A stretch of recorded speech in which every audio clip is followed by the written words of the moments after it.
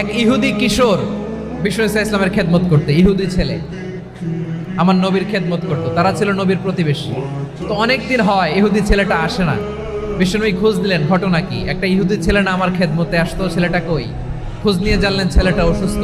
বিষ্ণু ঈসা ইসলাম ওই ইহুদির বাড়িতে চলে গেলেন ওই ছেলেটাকে দেখা করার জন্য, ভিজিট করার জন্য। সুবহানাল্লাহ পড়বেন না? গেলেন, যে দেখে ইহুদি ছেলেটা মুমূর্ষ, জান জান যায় যায় ভাব, বিছানায় পড়ে আছে, তার বাবা দাঁড়ানো। বিশ্বনবী তার মাথার পাশে বসলেন, মাথায় হাত বুলিয়ে দিলেন, আর ছেলেটাকে বললেন, আসলিম, হে ইহুদি ছেলে, আসলিম, ইসলাম ধর্ম গ্রহণ করো। তো ছোট্ট ছেলে ভাবে আমরা ইহুদি, এখন ইসলাম ধর্ম গ্রহণ করলে আব্বা যদি বকা দেয়। ফানাযারা ইলা ওয়াজহি আবি, ছেলেটা তার বাবার চেহারার দিকে তাকালো, দেখে আব্বা কি কয়। আব্বা যদি বলে তাইলে ইসলাম ধর্ম গ্রহণ করবে।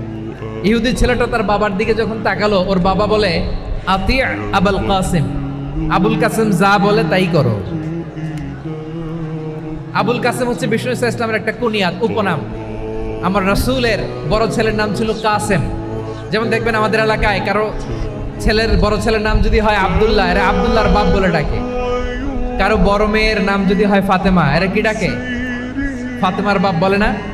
তো বিষ্ণু ঈসা ইসলামের বড় ছেলের নাম ছিল কাসেম। ইহুদি বাবা বলল, আতি আবুল কাসেম, আবুল কাসেম যা বলে তাই শোনো, মানে মোহাম্মদ যা বলে তাই শোনো।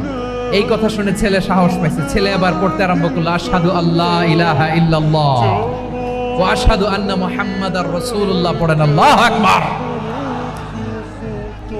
বিশ্বনবীর আহ্বান শুনে ওই আহ্বানে সাড়া দিয়ে ইহুদি ছেলে শাহাদা পড়ে মুসলমান হয়ে গেল। তার হৃদয়টারে ঈমানের নূর দিয়ে আলোকিত করে দিল কে? প্রিয় ভাইরা, এবার রাসূল সাল্লাল্লাহু আলাইহি ওয়াসাল্লাম বের হয়ে আসলেন ঘর থেকে, আর বললেন, আলহামদুলিল্লাহিল্লাযী আনকাযাহু মিনান নার।